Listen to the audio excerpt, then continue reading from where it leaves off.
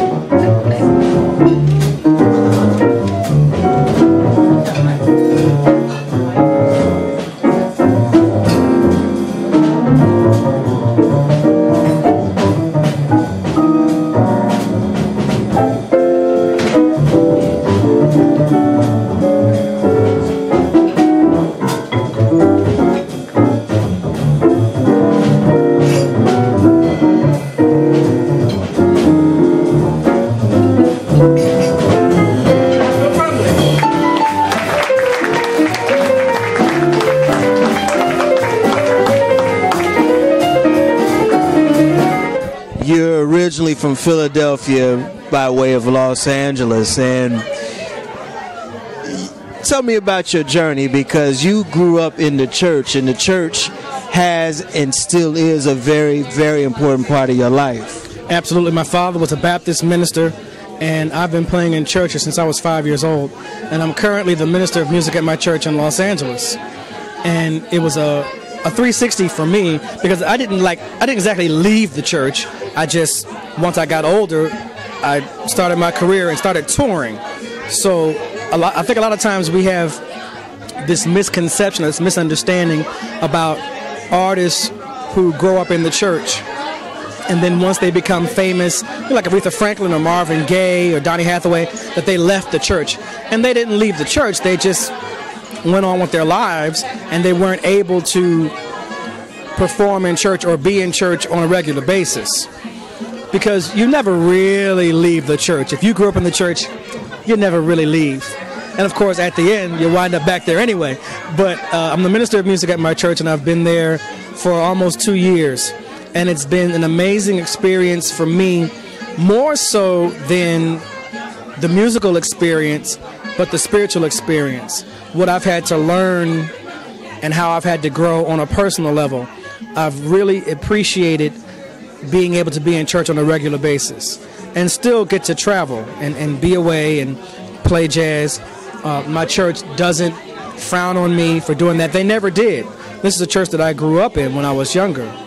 They were always very supportive of my talent, and they always looked out for me.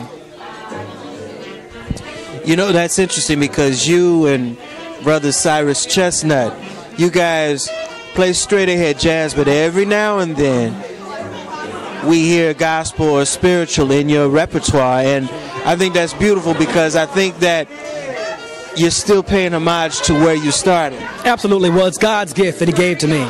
I didn't buy it. I didn't earn it. It's something that he said, here, this is for you. And I said, okay, I'll accept it. Now it's up to me to give praise back to the person that gave it to me. Well, not to the person, but to the being that gave me the gift. So I can't ever sit here and claim that I'm some great jazz musician, and I practice this many hours a day, and I know this many songs, and I've got this many records, and I've got all these awards, because it's not about that at the end of the day. At the end of the day, for me, it's about being able to bless other people, people here at the club, anybody who likes to listen to music or enjoy music. It's my job, partly, to bless people with what I'm doing. One of the things that people of color, especially the experience, church, blues, and jazz, and soul are all connected. And I say that because Mary Lou Williams, Duke Ellington, Yusuf Lateef, Ahmad Jamal, they've actually have been profoundly influenced by their faith. Yes. Well, I believe as an artist of any type of genuine expression, you have to include every aspect of who you are in your art. Whether you're a painter or a photographer, you have to present art as you see it. I'm reminded, I guess, of Robert Mapplethorpe, whose work, I can't say I'm a fan of his work, but he felt that he needed to express what he expressed in his photography the way he needed to express it. And it's honest. It ruffles feathers, it raises eyebrows, but I think at its best, art incites. Or it makes people feel something. It makes them feel anger, makes them feel disgust. I believe when The Rite of Spring was first performed live, I think a riot broke out. Maybe that's an urban legend, I don't know. But when I'm playing and the audience is dead silent after a performance, I've got to check myself and go, my God, did I put them to sleep? If I hear somebody say amen or yeah or go ahead, then that's what makes it all kind of worth it, because I'm making somebody feel something. And I'm not it's not a contrived kind of thing. I'm not doing this so they can feel. Whatever it is that I happen to be doing, they responded to it the way they responded to it.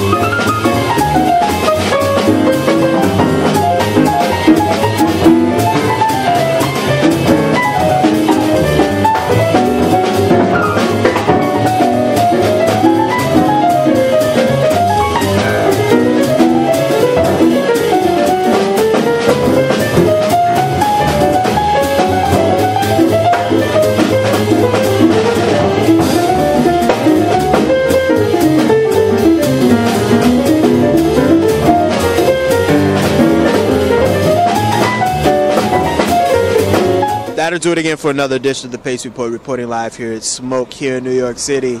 I'd like to personally thank Mr. Eric Reed for his time, as well as the staff and management here at Smoke. As always, please visit my website, www.thepacereport.com, for my weekly column, as well as my past segments. Until next time, remember, if it's in the groove, it'll make you move. Until next time, peace.